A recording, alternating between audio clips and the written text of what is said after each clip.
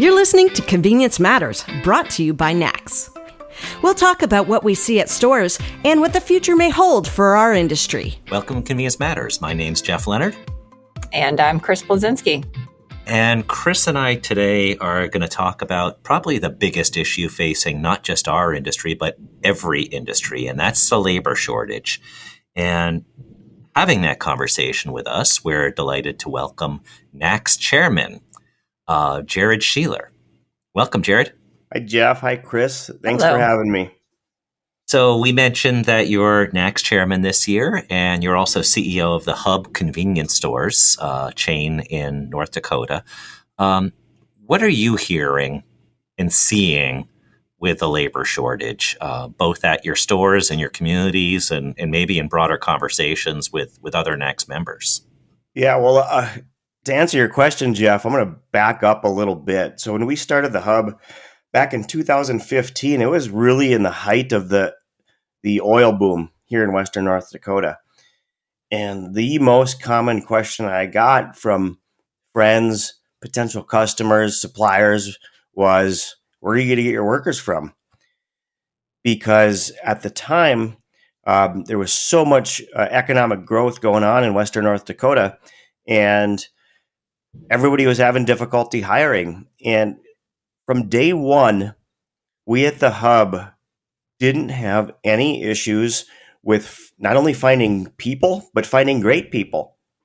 And, we kind of enjoyed the fact that that wasn't an issue for us while other people were dealing with it. And I think there are various reasons for that. But, over time, I think you start to take some things for granted. And we don't always acknowledge that doing things how we've always done them may not necessarily be how we should do things tomorrow. So I think we were a little bit slow to react to the changes in the labor market over the past 2 years. And it has been an issue for us, not just for us in Western North Dakota, and not just for the Hub, or really all businesses in my area. And, I'm hearing it around the country. I have friends who run companies who are working the occasional overnight in their convenience stores, something that they hadn't done before. At least if they did it, they did it voluntarily. So these are issues that are plaguing everybody. And I think we have to get creative on learning how to deal with them. And you're taking steps to look at creative solutions. And I would imagine a good place to start is by asking your current people what you might want to undertake and convening them and kind of saying, hey, what kind of ideas do you have? And that's something you've recently done. Yeah, I think there's times where when you get detached from the front lines, like a person like myself does from time to time, you lose a little bit of touch with what is really going on in the business and what really how things are going when it comes to people and our team members.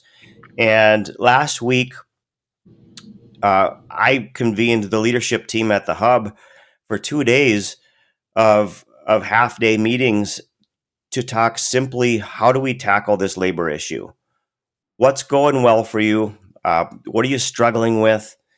And the entire theme of the 2 days was, how do we reinvent how we've always done things for the past 20, 25 years that I've been in this industry?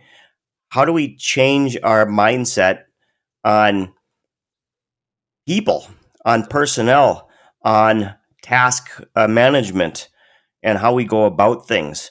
It's a challenge to get people to forget everything they've always known and start from scratch with a clean slate. But that was our attempt.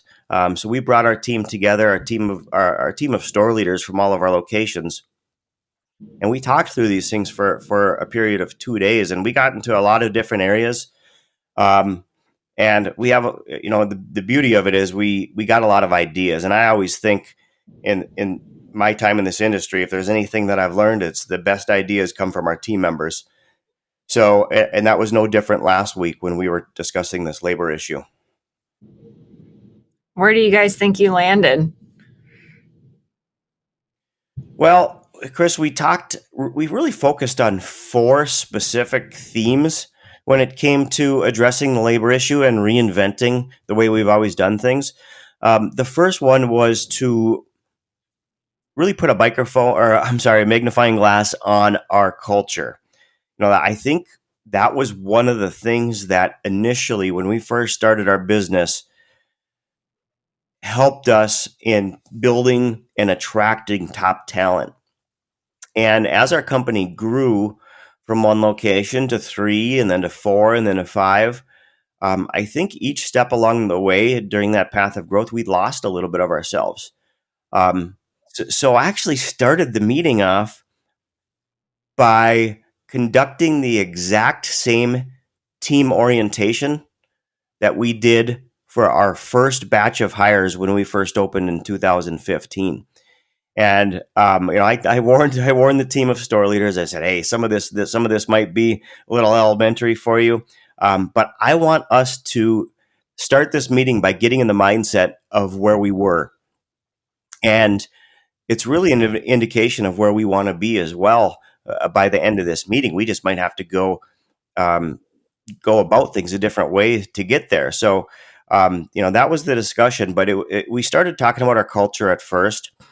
And then that evolved into scheduling, hiring practices, and task management, in asking the team, what are some things that we could do that we may have never thought of before that could work for us? So culture into scheduling. And then the third topic was automation. What are we doing now that maybe a machine or a robot or a computer could do for us to make our jobs easier? And the fourth topic was outsourcing. Is there anything that we could do right now that could be outsourced to another company to take a little bit of weight off of our shoulders at the store level? And, we knew going into that part of the discussion that there might be some cost challenges to that. But again, we challenged ourselves to put our minds in a place that they had never been before. I would imagine that having meetings like this, the reason more people don't have meetings like this is, first off, time. Everybody's plates are full, and resources. And then I would imagine the third reason would be a little bit of trepidation in hearing what you don't want to hear, potentially. So, if you ask somebody a question about how to do things better, does it devolve into people telling you why things aren't good? And some people are better at handling that. Some people are better at guiding conversations. Was there a lot of planning and thinking through in advance? How did you want to get a specific outcome?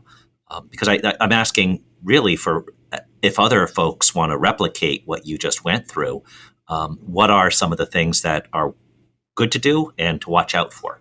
Well, one thing I was a little bit concerned about going into the meetings was really twofold. So for me personally, I can pretty easily look at the business from a 10,000 foot to 30,000 foot view, simply because of the nature of my position, having ownership in the company, and generally being a forward-thinking person. But I knew that it was going to be a challenge to kind of break that shell with my store leaders, as far as getting them to think beyond the levels that they've normally been thinking. So I had a pretty detailed agenda going into it, with a few pre-reads and some questions that I wanted them to ponder between the time I gave them the agenda and the time we met, so they could kind of get their juices flowing. And knowing that might not be enough in and of itself, I had some examples that I would start my speech with, or when I was speaking on a specific topic, providing some examples that may or may not be a good idea, just to get their juices flowing.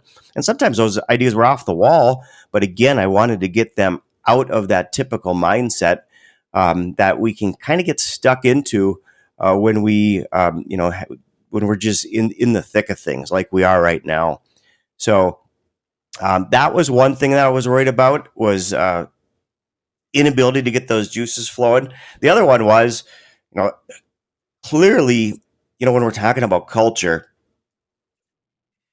as hard as it is to admit, culture is really it derives from the leader of the company. In that case, that's me. So here I am acknowledging that we have an issue with culture, or our culture could get better. And I went in ready to ask the question, what am I not doing well that you guys would like to see me improve on? So it took me a while to prepare for that mentally, but I went in. I knew it was an important part of getting to where we needed to get, and I think it was a valuable question to ask. And hopefully, anybody that gave honest feedback will not be replaced by a machine. I cannot confirm or deny, Jeff. Yeah. I can imagine a conversation, something of this nature happening at NACS, where we'll sit down and we'll do some strategic planning, and 9 times out of 10, we start getting into tactics, right? And that kind of loses the whole vibe of what we're trying to accomplish. Don't worry about how we're going to do it yet. Let's just get the ideas out there. And then, we can cripple ourselves with that, because then you get stuck in the analysis paralysis, per se. Did you run into that? Was everyone immediately did they get to that tactic phase a little faster than they needed to? Well, we in our case, Chris, we had to kind of kill two birds with one stone.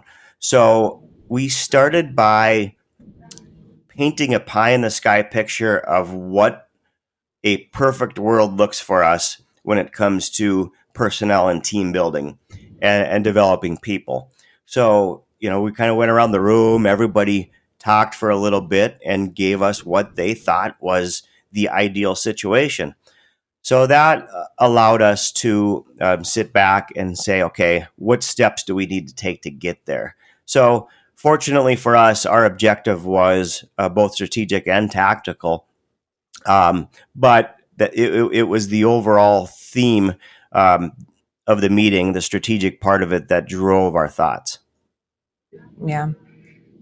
What so being the chairman, you're on, you get the ability to hear from a lot of retailers from a lot of different places, all over the place. What do you hear from them? Like, what are some of their challenges and how they're addressing it? Well, I think first and foremost, there's the labor pool just being smaller than it always has been.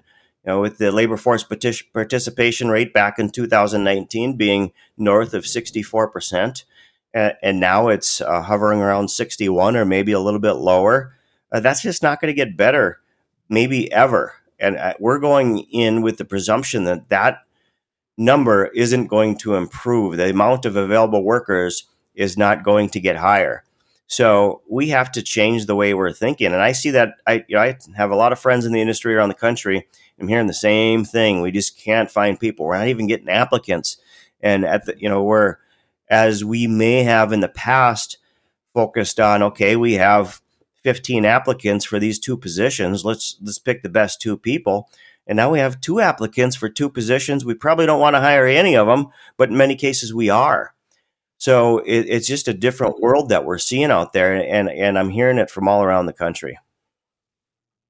And sometimes hiring the one who applied has that negative effect on culture, and can be a vicious cycle that takes you down a path you don't want to be down because of the labor shortage.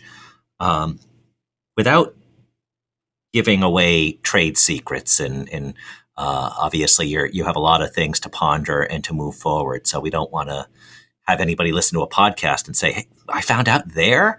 But are there any big takeaways that you're just going to say, hey, that's really interesting. I would like to think about that more? Well, there was a lot of takeaways. I mean, I think, and I can break it down by each of the categories, just starting with culture. And I don't think a lot of companies out there, whether they're in our industry or in other industries, truly have a great company culture.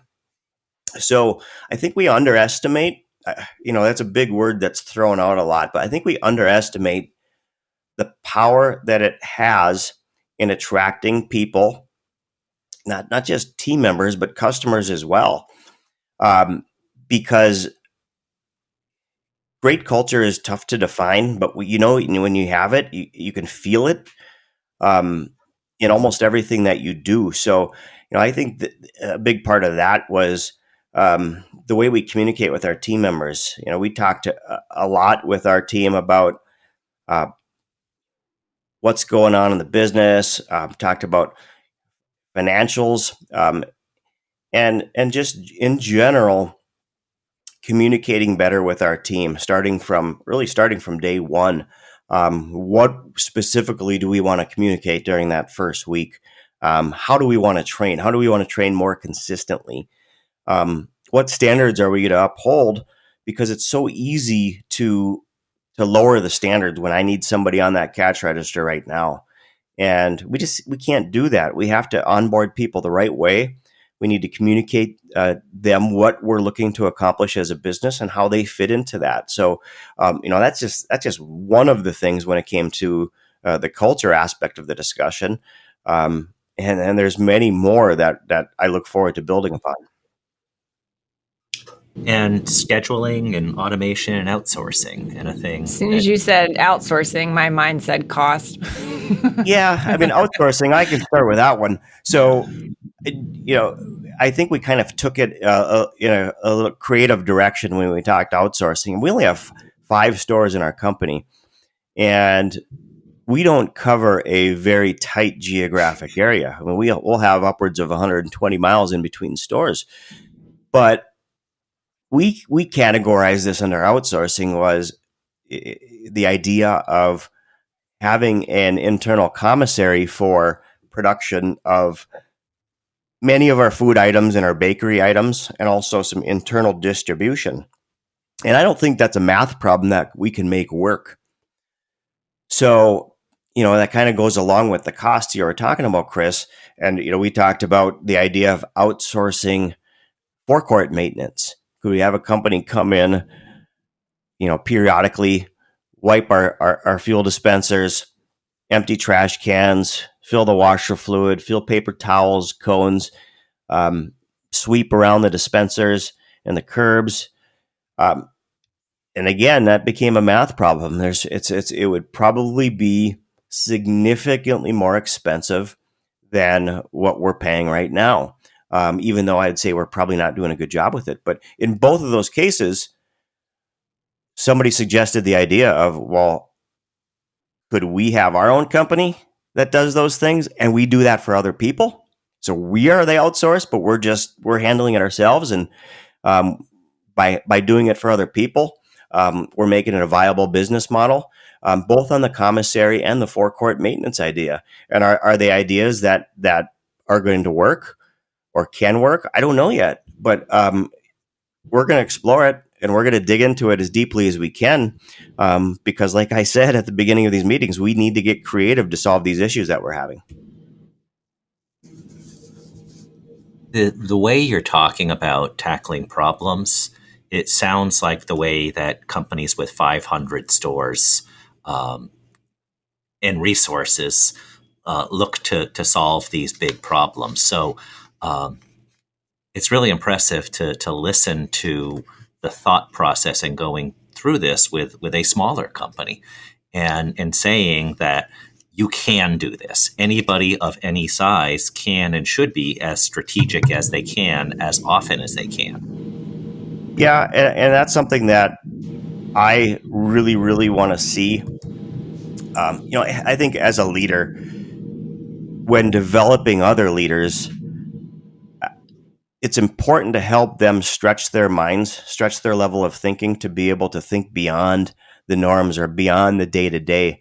I say, and sometimes in this industry, we have a hard time seeing beyond the end of the business day. And it's my job as the leader of the company to challenge that with our team, and not just our store leaders, but really beyond. So, I think they handled the challenge well, and we got some great ideas when it came to hiring and staffing. I mean, we've got one of our store leaders who's going to look into the idea of each of our stores does a fair amount of bakery. So if we can't make a commissary idea work, one of our store leaders wants to put an idea of building a team of retired elderly workers who are just bored, who might want to get out of their house a few hours a week, have some flexibility, and come in and handle all the baking for our company. Something that we've just never really explored. And, they have an idea of actually going out and where to recruit and how to find those potential workers. And, it's just an idea that it might work. It very well might work, but we've never thought of that before. And of course, retirees also go to zoning hearings, and there's also a lot of other benefits for having them as enthusiastic supporters of the company because they're part of it. That's right. And, that always goes back to being connected with the communities that we do business in. And, that's something that's always been important to the Hub. It's really why we call ourselves the Hub. We want to be the hub of the community, and this plays into that. So we have the idea of hiring the retired workers. We've asked ourselves, we know our coolers need 2 to 3 hours of attention each day, but does it really matter when those 2 to 3 hours take place? Probably not in many ways. I mean, in some ways it does, sometimes it doesn't. But all in all, I say the major bulk of the cooler work doesn't have to be done at a certain time of day. So could we build flexibility into that? Could we have a roster of 16 college workers who need that flexibility? And each day somebody has to claim a shift out of those 16 workers or whatever it might be. And they can come in whenever they want in between classes for a half hour here, half hour there. They can come in a 3 hour stretch at once, but we don't have to think in the same terms that we always have. So it was a lot of fun talking about all these ideas, and they ranged from retirees to the community to college workers to we've never done that before. We've never thought of it that way, but you know what? We can do whatever we want. Yeah. So last question is, you feeling good about the whole process and what the future may hold, given that it may not improve, and take the bull by the horns and see what you can do on your own? I feel good about our first steps. Our first steps being everybody getting together, throwing every single idea on the wall that we can think of and seeing what sticks. I think where the rubber meets the road, though, is how are we going to curate that down to figuring out exactly what we're going to do that works for us. And I'm okay with trying some things that fail. But how are we going to figure out what our new path forward looks like when it comes to personnel? All I know is that it can't look like it did yesterday. It needs to look a little bit different, and that different might evolve over the next 1, 3, 5, 10 years. But we have to continuously keep our creative juices flowing, keep evolving, and I'm pretty confident that if we can do that, all while keeping our culture strong, I think we're positioned pretty well when it comes to the future in this labor issue. Good way to sum things up. But before we let you go, that music that you hear, it's trivia time. We have a trivia question. And if I recall last year, we had trivia associated with our State of the Industry online, and I believe the guy we're talking to won it. So I hope this isn't a repeat question. But we like to go with different themes that suit our guests or the topic. So today, you created the Hub after going home to your hometown. So this is a quote from a movie and relates to your journey. And the quote is, a character says, "You can never go home again, but I guess you can shop there." And he was commenting from inside a convenience store that had taken place taken the place of his childhood home. The home was knocked down and a convenience store was put in its place. So was the movie Bill and Ted's Excellent Adventure, Clerks, Grosse Point Blank, or The Jerk? Boy, I am not a great pop culture mind, so I'm not positioned well to answer this question. So Can I answer it? Chris, it's all yours. Make me look good here. Jared says Grosse Point Blank. Jared would be correct. From 1997, John Cusack's character is talking to his shrink and trying to process how a plot of land where his store was is a convenience store. And he says, I'm standing where my living room was, and it's not here because my house is gone, and it's an Ultimart. So there you go. Nice job, Jared. I think it gets blown up too, doesn't it? Now I know. It does get blown up, and there's a mob shootout and things like that. Yeah. So not our best image, but we were convenient for the scene. Mm-hmm. As always.